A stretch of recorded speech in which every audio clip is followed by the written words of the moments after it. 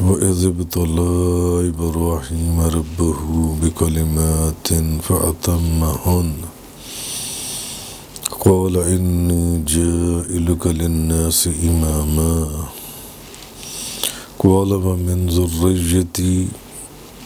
قَالَ لَا يَنَالُ عَهْدِ الظَّالِمِينَ۔ آج سورہ بقرہ کی آیت نمبر 124 کی تفسیر کا بیان ہے۔ اور جب کئی باتوں میں ابراہیم کی ان کے رب نے آزمائش کی تو انہوں نے ان سب کو پورا کر دیا۔ قال انی جاعلک للناس اماما، اللہ نے فرمایا بے شک میں تم کو تمام لوگوں کا امام بنانے والا ہوں۔ قال ومن ذریتی، تو ابراہیم نے کہا اور میری اولاد سے بھی۔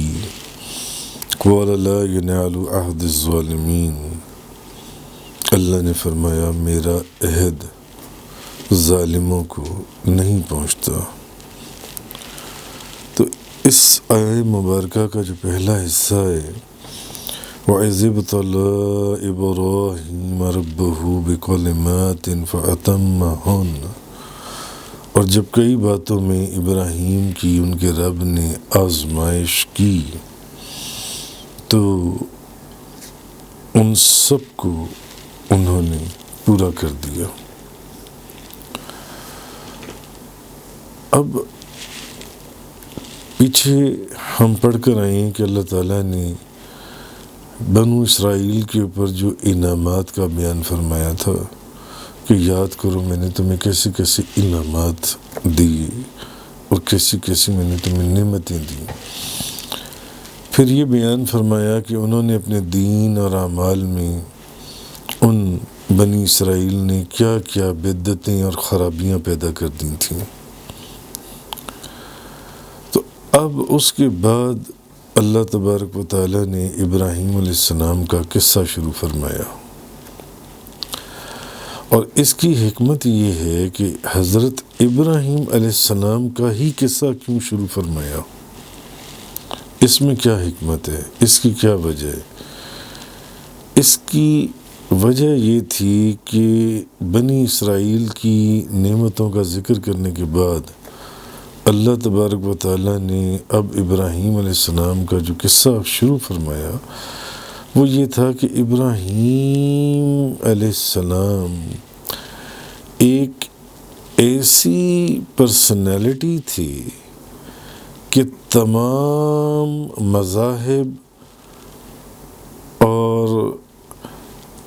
ادیان کے نزدیک ان کے لوگ حضرت ابراہیم علیہ السلام کی فضیلت کا اعتراف کرتے تھے، اور جتنے بھی ادیان تھے مذاہب تھے وہ لوگ بھی حضرت ابراہیم علیہ السلام کی فضیلت کا اعتراف کرتے تھے اور حضرت ابراہیم علیہ السلام کی فضیلت کو مانتے تھے، بلکہ مشرکین مکہ بھی ابراہیم علیہ السلام کے اوپر فخر کرتے تھے کہ وہ حضرت ابراہیم علیہ السلام کی اولاد سے ہیں اور خدام حرم ہیں، اسی لیے خدام حرم ہیں کہ وہ ابراہیم علیہ السلام کی اولاد میں سے ہیں۔ تو دوسرے ادیان جو تھے اور مذاہب جو تھے وہ بھی ابراہیم علیہ السلام کی عظمت کا اقرار کرتے تھے اور اعتراف کرتے تھے۔ اس لیے اب اللہ تبارک و تعالیٰ نے پہلے ابراہیم علیہ السلام کے قصے کو بیان فرمایا۔ اچھا، پھر مشرکین مکہ بھی ابراہیم علیہ السلام کی عظمت کا نہ صرف اعتراف کرتے تھے بلکہ حضرت ابراہیم علیہ السلام کی اولاد ہونے میں ان کو فخر حاصل تھا کہ اسی وجہ سے وہ حرم کے خدام میں سے ہیں۔ اور یہود و نصارہ بھی ان کی فضیلت کا اعتراف کرتے تھے، یہود بھی اور عیسائی بھی ابراہیم علیہ السلام کی فضیلت کا اعتراف کرتے تھے، اور ان کی اولاد سے ہونے کا وہ بھی شرف ظاہر کرتے تھے۔ اس لیے اللہ تعالیٰ نے حضرت ابراہیم علیہ السلام کا قصہ اب بیان فرمایا، جس سے حضور نبی کریم صلی اللہ علیہ وسلم کی نبوت اور آپ کے دین کا ان سب پر حجت ہونا لازم آتا ہے۔ وہ کیسے؟ اس کی پہلی وجہ یہ ہے کہ حضور نبی کریم صلی اللہ علیہ وسلم کے دین کی خصوصیت حج بیت اللہ ہے۔ حضور کے دین کی جو خصوصیت ہے وہ بیت اللہ کا حج ہے۔ تو اللہ تعالیٰ نے بیان فرمایا کہ بیت اللہ کا حج جو ہے یہ حضرت ابراہیم علیہ السلام کی یادگار ہے۔ بیت اللہ کا حج ابراہیم علیہ السلام کی یادگار ہے، ابراہیم علیہ السلام کی یادگار ہے، اور اس کا داعی صرف اور صرف اسلام ہے۔ اس کا دعوت دینے والا کون ہے؟ اسلام ہے، اور حج جو ہے یہ ابراہیم علیہ السلام کی یادگار ہے۔ اس لیے جو حضرت ابراہیم کو ماننے والے ہیں، یہ ابراہیم علیہ السلام کی پرسنالٹی کو سب سے پہلے دنیا کے سامنے رکھا کہ بھئی اب جو ابراہیم علیہ السلام کو ماننے والے ہیں ان پر دین اسلام کو ماننا واجب ہے۔ اگر وہ ابراہیم علیہ السلام کی فضیلت کا اقرار کرتے ہیں اور اگر حضرت ابراہیم علیہ السلام کی فضیلت کا اعتراف کرتی ہیں اور پھر ان کی اولاد ہونے میں فخر کرتی ہیں، یا اولاد نہیں ہے تب بھی ان کی فضیلت کا اقرار کرتی ہیں، تو پھر دین اسلام کو ان کو سب سے پہلے قبول کرنا چاہیے، کیونکہ دین اسلام کے اندر حج جو ہے یہ ابراہیم علیہ السلام کی یادگار ہے، اور یہ ہمارے دین کی خصوصیات میں سے حج بیت اللہ جن سے۔ دوسرا یہ کہ جب کعبے کو قبلہ بنا دیا گیا تو یہود نے اس کا برا منایا، یہودیوں نے برا منایا کہ کعبے کو قبلہ کیوں بنایا گیا۔ تو اب یہاں پر بھی اللہ تعالیٰ نے ان پر حجت قائم کرتے ہوئے فرمایا کہ بھئی تم تو ابراہیم علیہ السلام کے ماننے والے ہو، تم تو ابراہیم علیہ السلام کے ماننے والے ہو، اور یہ کعبہ ابراہیم علیہ السلام کا ہی بنایا ہوا ہے۔ کعبہ جو ہے یہ ابراہیم علیہ السلام کا ہی بنایا ہوا ہے، تو اس کے قبلہ بنائے جانے پر بجائے تمہیں ناراض ہونے کے تمہیں تو خوش ہونا چاہیے تھا کہ ٹھیک ہے قبلہ جو ہے وہ کعبے کو بنا دیا گیا، بیت اللہ کو بنا دیا گیا۔ یہ بھی ایک حجت قائم کی، کیونکہ جس وقت بیت اللہ کو قبلہ بنایا گیا تو اس وقت یہود نے برا بھی منایا، حالانکہ پہلے خود اعتراض کرتے تھے، مگر جب بنا دیا گیا تو اب اس پر بھی برا منایا۔ تو اس پر اللہ تعالیٰ نے ایک حجت قائم فرمائی کہ بھئی تم تو خود حضرت ابراہیم علیہ السلام کے ماننے والی ہو، اور کعبہ جون سا یہ تو بنایا ہی ابراہیم علیہ السلام نے اپنے ہاتھوں سے ہے، تو پھر اب اس کعبے کو قبلہ بنانے میں ناراض کیوں ہوتے ہو؟ تمہیں تو پہلے خوش ہونا چاہیے تھا کہ کعبے کو قبلہ بنا دیا گیا، اس کو قبلہ بنا دیا گیا جس کے تم ماننے والی ہو، جس کی تم عظمت کا اقرار کرتے ہو۔ پھر تیسرا یہ کہ حضرت ابراہیم علیہ السلام کی جن کلمات سے آزمائش کی گئی، جی اب ان کا تعلق بے شمار چیزوں سے تھا، بدن کی صفائی، پاکیزگی، طہارت، یہ صرف اور صرف ساری چیزیں جو سی ہیں یہ بھی دین اسلام کے اندر ہیں، دین اسلام کے اندر ہے، اور ان چیزوں سے حضرت ابراہیم علیہ السلام کی آزمائش کی گئی۔ اس لیے حضرت ابراہیم علیہ السلام کی طرف نسبت کرنے والوں پر لازم ہے کہ جو لوگ اپنے آپ کو ابراہیم علیہ السلام سے کسی بھی طرح کی نسبت کرتے ہیں وہ سب سے پہلے دین اسلام کو قبول کریں، وہ دوسروں سے بھی پہلے دین اسلام کو قبول کریں۔ اچھا، پھر حضرت ابراہیم علیہ السلام نے سورج، چاند اور ستاروں کی خدائی کا انکار کیا ابراہیم علیہ السلام نے، اور بت پرستی کا انہوں نے رد کیا، اور اسلام بھی اسی کا داعی ہے، اسی کی دعوت دیتا ہے۔ تو یہ وہ چیزیں تھیں جو ابراہیم علیہ السلام کا، دین اسلام کا، حضرت ابراہیم علیہ السلام کی ذات سے کیا تعلق ہے، یا حضرت ابراہیم علیہ السلام کا ہمارے دین کی خاص باتوں سے کیا تعلق ہے، کہ یہ ایک دوسرے کے ساتھ لازم و ملزوم یہ چیزیں جڑی ہوئی تھیں۔ اس لیے اللہ تعالیٰ نے سب سے پہلے ابراہیم علیہ السلام کی مثال دی، اور حضرت ابراہیم علیہ السلام پھر یہ کہ اللہ کے حکم سے اپنے بیٹے کو ذبح کرنے لگے، اور اللہ تعالیٰ نے ان کے بیٹے کی جگہ مینڈے کو ذبح کروا دیا، مینڈے کو۔ اور اس تاریخ کو، یہ جو چیز تھی، اس کو سنت ابراہیمی کے مطابق قربانی کرنا صرف اور صرف کہاں پایا گیا؟ دین اسلام میں،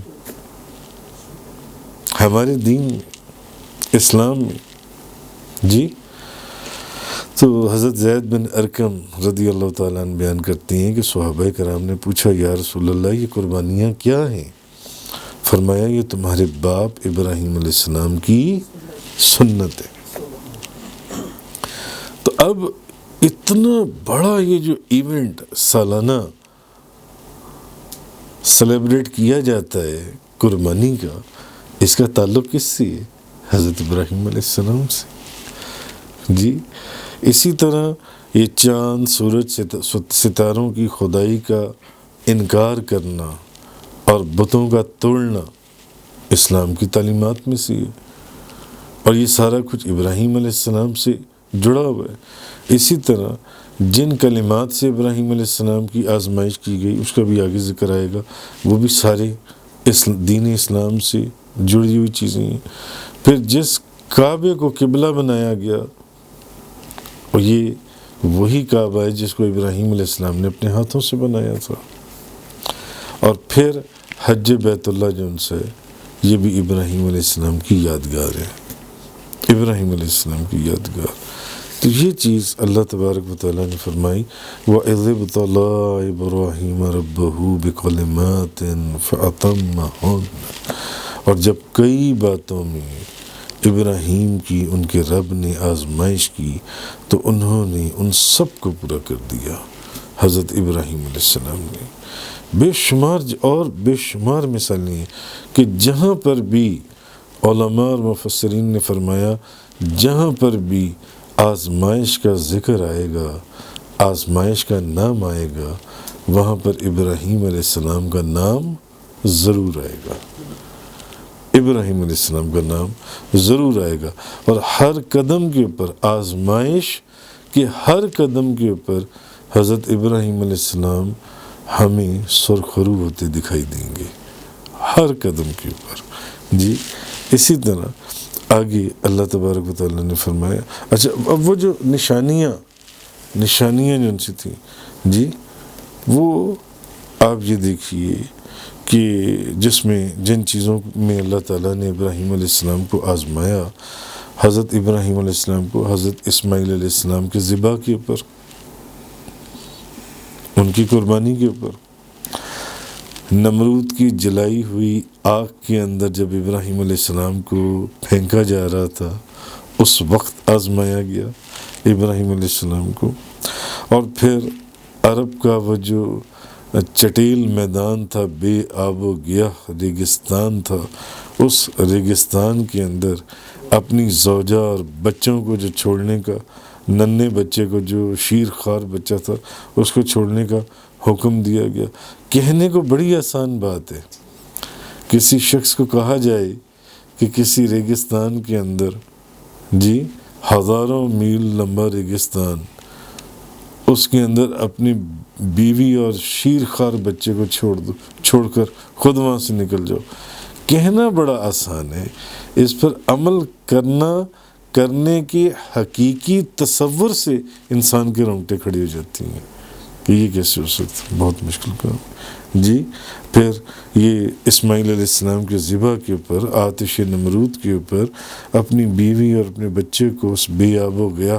میدان میں چھوڑنے کے اوپر، اس کے علاوہ جو احکامات شریعت تھی جو ان کے لیے خاص کیے گئے تھے، ناخنوں کا تراشنا، دانتوں کا مسواک کرنا، اور حج اور زکوٰۃ وغیرہ جو سی، یہ وہ چیزیں تھیں ابراہیم علیہ السلام کی ذات سے جڑی ہوئی، جن تمام چیزوں کا تعلق بلکہ اسلام کی، دین اسلام کی بنیاد جو سی ہے اس کے ساتھ جڑی ہوئی تھی، حضرت ابراہیم علیہ السلام کی۔ آگے فرمایا